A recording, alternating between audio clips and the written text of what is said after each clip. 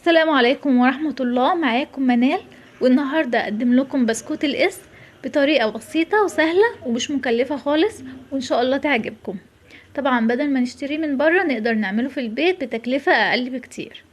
بسم الله نبدأ. اول حاجة معايا كوباية من المية الدافية بالسخنة دافية، ومعايا معلقتين كبار من السكر،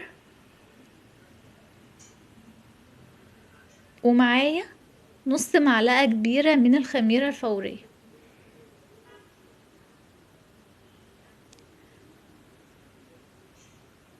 تمام. هقلبه كويس جدا لغاية ما احس ان هو الخميرة دابت خالص، وفي نفس الوقت طلعت زي فقاعات صغيرة كده، يبقى الخميرة تمام ومش بايظة ولا حاجة. ممكن تشتغلي وتكملي عادي، ما تستنيش ان انتي تسيبيها تخمر.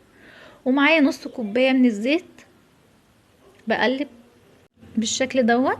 ومعايا معلقتين كبار من السمنة البلدي، وديت ممكن تستغني عنهم، انا بس ضفتهم علشان يعملوا طعم وريحة للبسكوت. مقادير سهلة وبسيطة، وهتعمل لنا كمية كويسة، في نفس الوقت هوفر بدل ما اشتريه من بره. بقلب كل المكونات على بعض، وبعد كده هضيف معلقة من الخل. مهمة جدا في المعجنات معلقة الخل، بتنفشي العجين وبتخليه هش، ورشة صغيرة من الملح. بس كده بس كده، مفيش اي حاجة تانية. انا معايا نص كيلو من الدقيق. تمام. مكونات بسيطة، انا هضيف الدقيق تدريجيا، مش هضيفه كله مرة واحدة. وهقلب لغاية ما اتأكد ان العجين مش محتاج تاني دقيق. هي انا عايزة العجين تبقى متماسكة ومش بتلزق. هفضل اضيف العجين كده لغاية ما احس ان العجين متماسك. عشان اطلع البسكوت بيقرمش لازم يكون العجين متماسك. بعد كده بعجن بايديا زي ما انتم شايفين. طريقتها سهلة جدا وبسيطة، طبعا احسن بكتير من ان احنا نشتروه من بره. وهنمشي مع بعض خطوة بخطوة عشان نقدر نطلعها بسكوت ناجح. انا كده لميت العجين زي ما انتم شايفين. احنا هنا مش بنعجن كتير، احنا بس بنلم الدقيق مع العجين. يعني مش هتعجني مدة طويلة، وكل ما تحسي ان العجين محتاج دقيق بتحطيله تاني، طبعا على حسب نوع الدقيق. ميزة البسكوت ان هو مش هياخد معانا وقت خالص. وهنمشي مع بعض خطوة بخطوة عشان نقدر نطلعه البسكوت ناجح. بس كده انا وصلت للعجينة المتماسكة اللي انا محتاجاها. بس سهل قوي. وزي ما انتم شايفين اهي العجينة وصلت للقوام اللي انا محتاجاها، ومش بتلزق في الايد ولا اي حاجة. دلوقتي هغطيها وهسيبها ترتاح نص ساعة بس، مش هسيبها تخمر، انا هسيبها ترتاح. في الفترة دي هحضر الكفر بتاعي، عبارة عن كوباية كبيرة من السمسم ومعلقة كبيرة من السكر، وهقلبهم كويس مع بعض. والسمسم ده هو اللي انا هحطه على العجينة من بره، هتبقى متغطي السمسم بالعجينة. وكمان مننساش معلقة الزيت علشان هي دي اللي هتخلي السمسم يمسك في العجينة. وهقلب كويس بالشكل ده. طريقتها سهلة جدا والله، ولو جربتوها هتعجبكم جدا. ولو وصلتي معايا لغاية هنا ما تنسيش اللايك والاشتراك في القناة. بعد ما قلبنا كويس هيبقى شبه حبات الرمل كده لازق في بعض. بس بعد كده هجيب الصينية بتاعتي مدهونة سمنة، وهبتدي ان انا اقطع العجينة.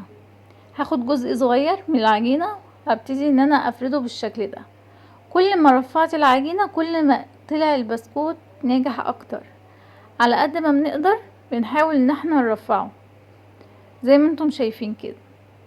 طبعا في الاول خالص كل ما قللتي العجن وانتي بتعجني الخلطة مع الدقيق، كل ما مش هيبقى له عرق، وبالتالي هيريحك في الحتة دي، هيريحك لما تيجي تشكليه. بعد ما اخدت جزء من العجينة وبرمتها وفردتها قطعتها ل3 اجزاء، وهبتدي ان انا ابرم كل جزء لوحده زي ما انتم شايفين كده. بحاول افرده على قد ما اقدر. بعد كده هحطه في السمسم بتاعي عشان يعمل لي الشكل الجميل ده. وهبتدي ان انا احاول الزقها كويس قوي السمسم مع العجين. بس سهل قوي وبسيط ومفيش اي مشاكل. لو في اي استفسارات اكتبولي في التعليق. طبعا بتكوني مولعة الفرن علشان يسخن. بس بعد ما حطينا السمسم هنجيب الصينية بتاعتنا وهنبتدي نرص فيها بقى، وبنبتدي نعمل الشكل اللي احنا عايزينه. طبعا احنا هنا عايزين شكل القس، عملنا شكل القس. طبعا النص كيلو دي هيعمل كمية كويسة قوي، وهيكون اوفر بكتير. بس سهل وبسيط، ويا ريت تجربوها وتكتبولي في التعليقات ايه رأيكم. هنعمل قطعة تانية مع بعض ونمشي مع بعض خطوة بخطوة. ببتدي ان انا ارفعها، باخد قطعة وابتدي ان انا ابرمها بالشكل ده، وابتدي ان انا ارفعها على قد ما اقدر. تمام كده، سهل. بس بعد كده بالسكينة بقطع الجزء اللي انا هشكله، وبعد كده بحطه في السمسم. طبعا الزيت اللي موجود في السمسم بيخليها السمسم يلزق في العجينة على طول بسرعة.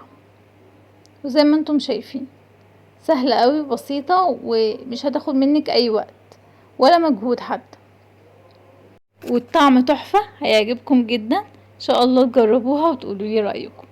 بس ونبتدي بقى نكمل الصينية اللي احنا عملناها بالشكل ده. طبعا احنا عاملين شكل القسم، ممكن تعملي اي شكل تاني يعجبك.